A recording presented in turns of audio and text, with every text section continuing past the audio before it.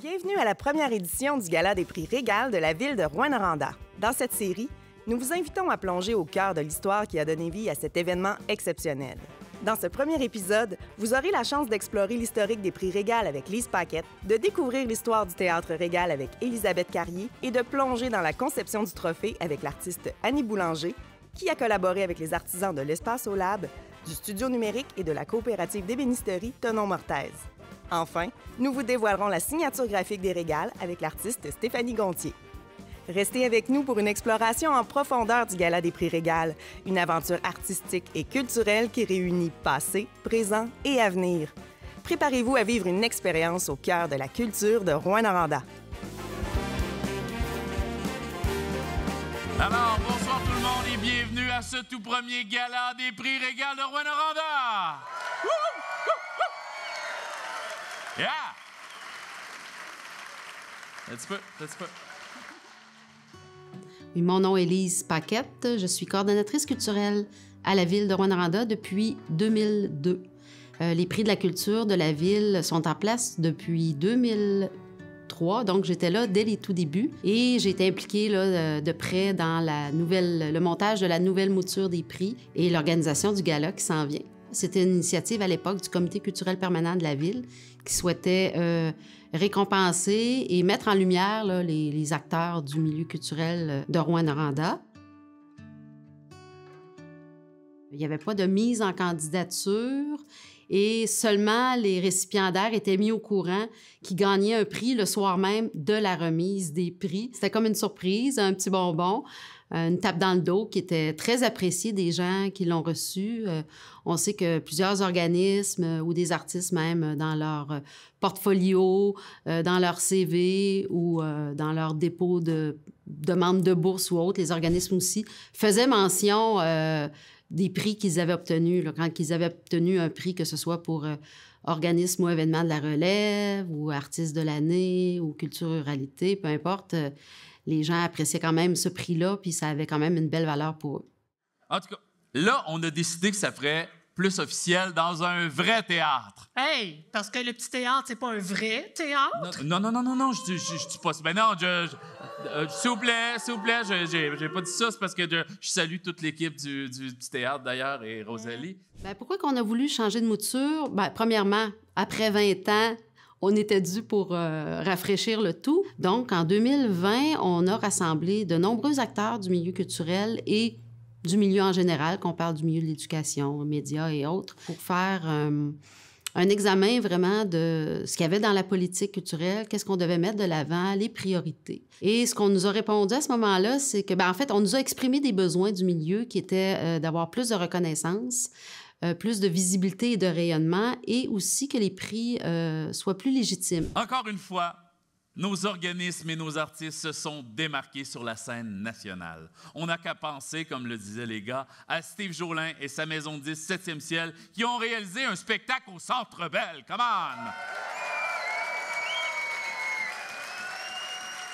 on! Au Petit Théâtre qui a remporté un prix Rideau.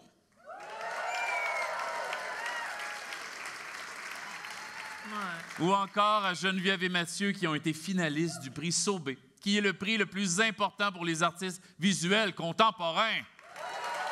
Non, mais... Hey! OK, mais est-ce qu'ils ont gagné? L'important, c'est de participer. Pour répondre aux besoins qui avaient été exprimés, il fallait vraiment apporter des grands changements. Maintenant, avec la formule d'avoir des candidatures, des finalistes, il y a des prix qu'on a conservés tels quels ou qu'on a modifiés légèrement. On a créé des nouvelles catégories, donc on a plus de prix. Déjà, on a vu les gens réagir et aussi beaucoup de fierté auprès des finalistes. Juste d'être en nomination, il était extrêmement valorisé de ça. OK, je comprends. Là. Non, mais c'est pas ça qu'on voulait dire. C'est pas parce qu'on voulait exploiter le thème douce rebelle que tu dois être nécessairement bête. Oh! Hey, ça me soulage. OK, parce que là, il y a tellement de choses vraiment merveilleuses, là. Des sorties culturelles qui se sont produites. C'est tellement absolument fantastique que je voulais vous en parler. Ben, vas-y, go! Wouhou! Alors, il y a eu l'arrivée de 3 nouveaux festivals. Le Grand Rassemblement acoustique en Abitibi-Témiscamingue, le Wild Northwest et le Festival local. Oh oui. Pour ce qui est de la légitimité, c'est un comité de sélection qui s'est réuni au lendemain du dépôt des candidatures pour choisir les finalistes. Mais à la toute fin, c'est un jury professionnel qui va déterminer les gagnants. Donc, c'est un jury de pairs. Donc, ça amène une légitimité sur le choix des gagnants. Il y a eu un encan littéraire aussi. Plusieurs sorties de livres d'auteurs et d'autrices d'ici, dont un super cute. Hey, moi, j'ai une de mes chums qui se couchait avec un auteur, en tout cas. On a reçu le Salon du livre aussi en Abitibi-Témiscamingue. On a reçu des expositions extraordinaires au MA Musée d'art et à l'Écart. Il y a eu un match de la LNI au Festival d'humour émergent. Oui! Au Festival du cinéma, on a rendu hommage à Mado Perron, à Sandy Boutin, à Steve Jolin. Les éditions du Quartz qui ont sorti le recueil Boum Boum, inspiré de notre grand Richard Desjardins. Le Théâtre du Tandem a fait une patente multidisciplinaire absolument extraordinaire sur Kerouac à l'abstracto. Ouais! Je m'appelle Élisabeth Carrier, je suis coordonnatrice à la médiation culturelle pour la Corporation de la Maison du Moulon et je fais aussi partie du comité culturel de la ville de Rouyn-Noranda. On a choisi le nom Régal pour mettre de l'avant le premier lieu culturel qui existait à Rouyn, c'est-à-dire le Théâtre Régal. Le Théâtre Régal est né en 25, il y a eu une première mouture. Ensuite, en 26, le bâtiment tel qu'on le connaît. Le Théâtre Régal a vu le jour avant même qu'il y ait une église, ce qui est vraiment rare dans une ville, avant qu'il y ait des écoles, avant qu'il y ait d'hôtels de ville. C'est devenu un lieu culturel où il y avait, par exemple, des spectacles de variété. Donc, il y avait des troupes de théâtre de partout qui venaient. Ça a servi de lieu de culte pour des messes, des mariages. Donc, ça a servi à beaucoup de choses. C'était vraiment un lieu important puis populaire pour les gens. On s'entend qu'on est une région éloignée et les divertissements, il n'y en avait pas 1000 à l'époque. Donc, il y avait énormément de cinémas qui ont vu le jour, dont le Régal. C'est là le premier cinéma qui a offert des films parlants, parce que c'était que muet avant. Fait que c'est le premier en ville qui avait instauré ça. Il y avait aussi eu... c'est là qu'il y a eu les premiers films en français, parce qu'avant, c'était que des productions anglophones. Donc, il était encore là, pionnier dans ce qu'il faisait. Avec la tonne de nouveaux projets culturels qui ont vu le jour au cours de la dernière année, on peut facilement affirmer, mesdames et messieurs, que la pandémie est bel et bien derrière nous. Oh, thank God! Woo! Oui! On est ensemble tous. Il faudrait peut-être le dire au public, là, parce qu'il n'a pas l'air de le savoir. Hein? Mais qu'est-ce que tu dis là? On a une salle super pleine à soir. Il y a plein de monde. Merci tout le monde d'avoir répondu à l'appel. Vous êtes super. Oui, mais... M'entendez au balcon? Woo! Qui est Miss Carrie, en fait? C'est la femme d'affaires de l'époque qui avait le Théâtre Régal avec son mari. À l'origine, c'est Christine Cloirec, son nom, mais évidemment, elle avait pris le nom de son mari, donc on la nomme Miss Carrie. Son mari est décédé en 1931, donc elle a été veuve la majorité de sa vie, puis c'est elle qui a géré ce lieu culturel important-là. Et fait étonnant, c'est son nom à elle qui était dans le registre foncier. Donc c'est surprenant qu'à l'époque, au moment où elle et son mari l'ont acheté, c'est son nom à elle qui apparaît. Donc, c'était assez avant-gardiste pour l'époque que ce soit le nom de cette femme-là qui soit de l'avant. Donc, on voulait souligner cette femme importante pour la culture à Rouyn. Je me dis que cette faculté qu'avaient les gens de cette époque à bâtir immense, ensemble, en s'entraidant et en s'organisant avec ce qu'ils et elles avaient, est devenu un exploit magnifiquement commun par chez nous. Voilà. Je m'appelle Annie Boulanger, je suis artiste visuelle. Mon rôle pour le Gala des prix Régal, ça a été de travailler à la conception du trophée qui sera remis aux artistes gagnants des différentes catégories des prix culturels de la ville de Rouyn-Noranda. Ce qui m'a inspiré dans la création de ce trophée-là, c'est notamment le fait que ça s'appelle les Prix Régal, puis que ça vienne du Théâtre Régal, le premier lieu culturel de la ville, donc dès 1926, avant même qu'il y ait une église à Rouen qui a été bâtie, ça a été ce lieu-là en premier. Donc ça, je trouvais ça vraiment inspirant. Ensuite, il y avait le fait que ce soit une femme qui a été la propriétaire de ce lieu-là. Quand on m'a fourni les photos d'archives, tout le dossier pour me servir d'inspiration, ce qui m'a émue, vraiment naturellement, c'est de voir le lieu dans lequel le Théâtre Régal a poussé, en fait. Sur un sol inégal, encore jonché de branches, puis de souches d'arbres, puis tout ça, on voit la façade de ce théâtre-là qui émerge, tu sais, puis c'est vraiment un lieu incongru. En fait, c'est fou que ça soit sorti d'un lieu aussi... que ça a émergé d'un lieu aussi sauvage, tu sais, que l'était l'Abitibi-Témiscamingue à l'époque. Je me suis mise à m'amuser à imaginer que ces arbres-là, aussitôt bûchés, ont été remis debout pour servir de charpente à ce temple culturel-là, tu sais, qui a été la pépinière de toute la relève culturelle de Rouyn-Noranda. À partir du moment où le croquis a été fait et accepté, on est entré en collaboration avec l'espace OLAB, de l'Université du Québec en Abitibi-Témiscamingue, donc pour la modélisation 3D. Donc, on a fait appel à Marianne Prudhomme pour cette étape-là, qui a fait la modélisation. Donc, on a travaillé en étroite collaboration, elle et moi, pour en arriver au résultat final.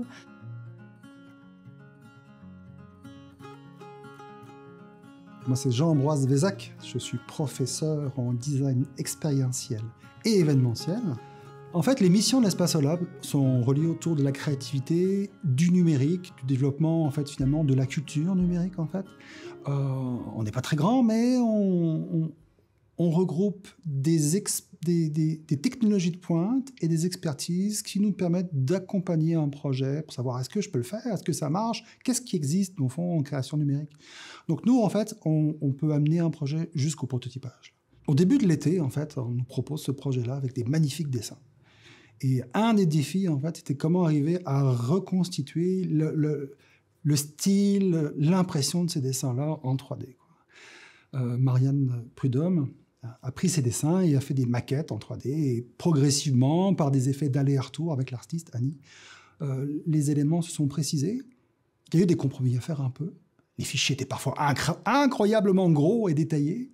Mais le génie de Jonathan a permis de pouvoir arriver à imprimer ces éléments-là avec un très bon niveau de détail. Donc la question, c'était comment traduire une intention de dessin dans une forme 3D.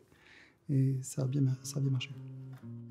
J'entends Filion, je suis technicien informatique à la bibliothèque du Cégep et de l'université. Je m'occupe plus du côté technique, maintenance des machines, découverte de nouvelles technologies qu'on pourrait utiliser dans le Fab Lab. Comme défi, lors de l'impression, ça a vraiment été le prototypage de sortir un modèle réussi, parce qu'il a fallu calibrer. Fait que on a beaucoup eu d'échecs avant d'avoir un beau modèle qu'on pouvait reproduire après ça en série pour les autres. Le trophée, il est magnifique. Par contre, les détails font en sorte que c'est très difficile de découper, enlever les supports, puisque on risque d'abîmer en fait la structure.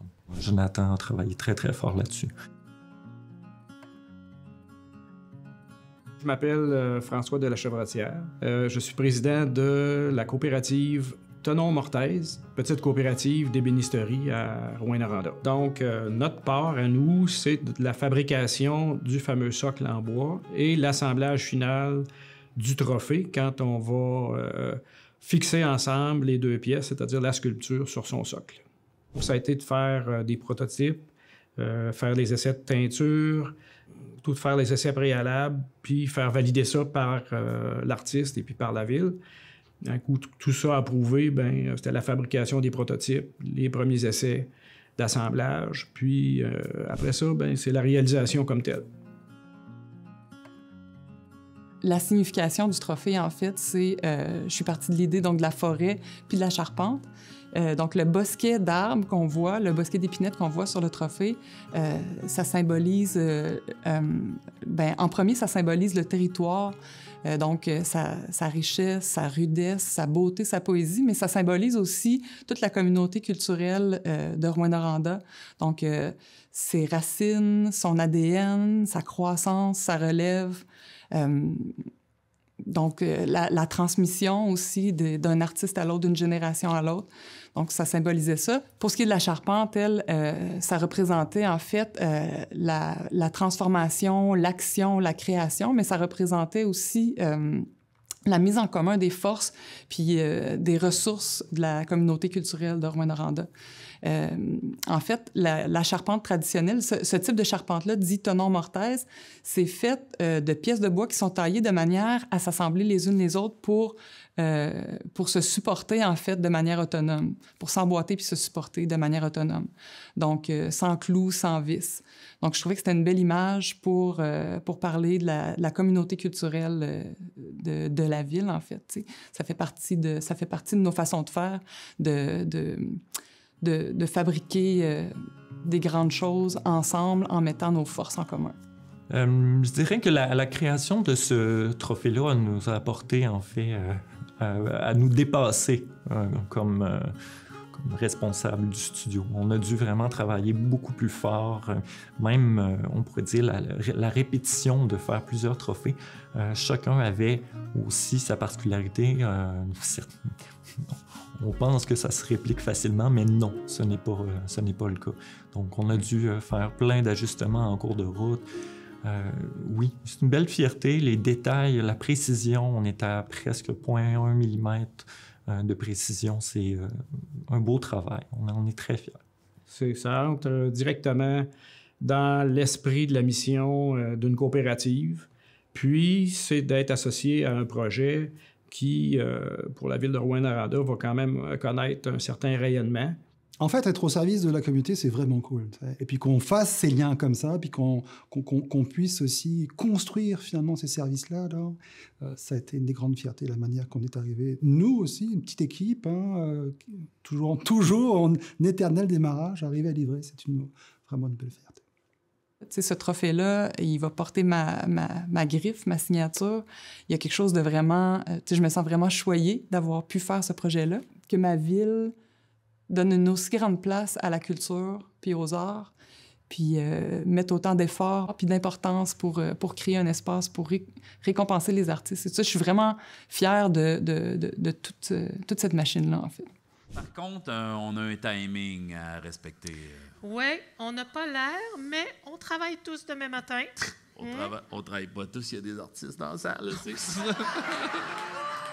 Mon nom est Stéphanie Gontier. Je suis une artiste professionnelle, designer graphique de formation. La commande m'est venue de la ville de Rouyn-Noranda. Ils font affaire avec des artistes qui doivent solliciter la population afin de créer une œuvre participative avec les citoyens et citoyennes. Donc, dans mon cas, c'était un peu les deux côtés de ma personne qui était sollicitée. Donc, l'artiste pour le côté communication et ou côté plastique de la chose, puis mon côté designer graphique pour l'aspect technique aussi, parce que dans le fond, l'œuvre finale est une espèce de toile d'arrière-scène qui va être inaugurée lors du tapis rouge des prix Régal. Et moi, dans le fond, tout l'été, j'ai consulté les citoyens et citoyennes, ils sont venus aussi dessiner, peinturer, on a discuté sur c'était quoi pour eux la culture. Puis j'avais une espèce de grosse toile libre que j'installais par terre. C'était une défaite pour comme un peu entamer la discussion avec monsieur, madame, tout le monde. Mais tu sais, souvent, il y a des enfants ou même des gens qui avaient comme un intérêt pour la peinture, qui sont venus laisser leurs traces. Et moi, je documentais tout ça parce qu'au cours de l'été, il y a des trucs qui ont été peinturés par-dessus, des trucs qui ont été effacés, des trucs... Il y a des gens qui passaient par-dessus avec leur triporteur. C'était très drôle. Mais tu sais, tout ça faisait un peu partie aussi de la portion... consultation sur le vif, là, donc je laissais ces traces-là, c'est le cas de le dire, apparentes sur le projet. Puis, ben, à chaque fois qu'il y avait une nouvelle chose sur la toile ou que les gens me donnaient, ça a été des courriels, j'ai reçu des messages vocaux, j'ai reçu des photos. Donc, tout ça documenté, moi, après ça, ben, je l'ai tout décortiqué puis je l'ai replacé en fonction du gros défi technique, mais... Clairement, les gens qui sont venus contribuer, qui m'ont dit des choses, ils vont absolument pouvoir le voir sur le final.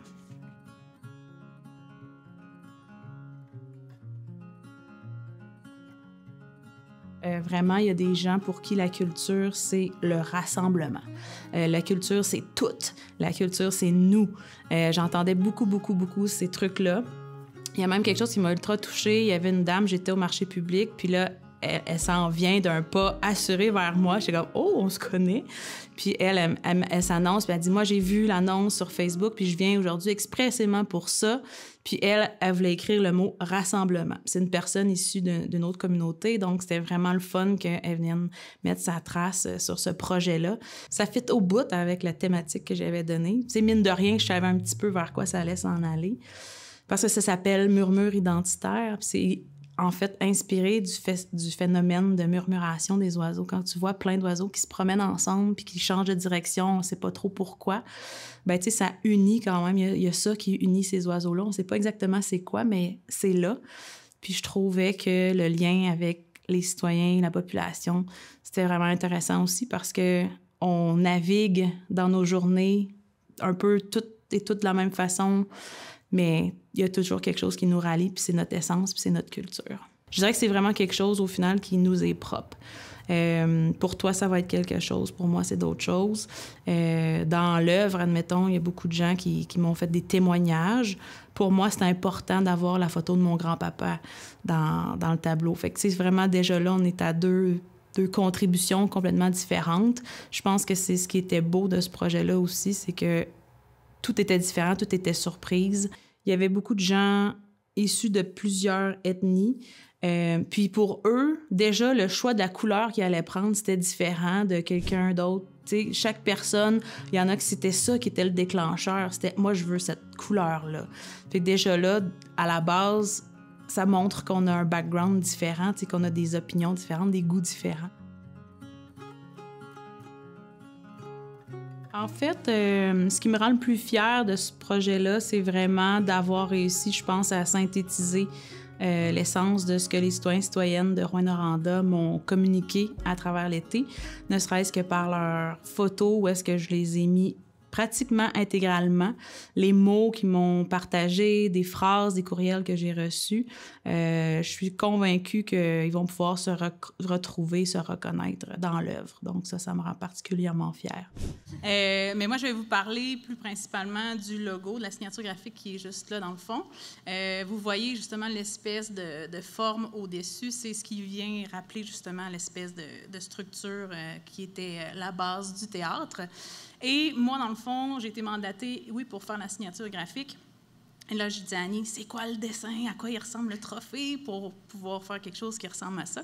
Et quand vous allez voir le trophée tantôt, j'espère que vous allez faire des liens. Sinon, ça voudra dire que j'ai pas bien fait mon travail.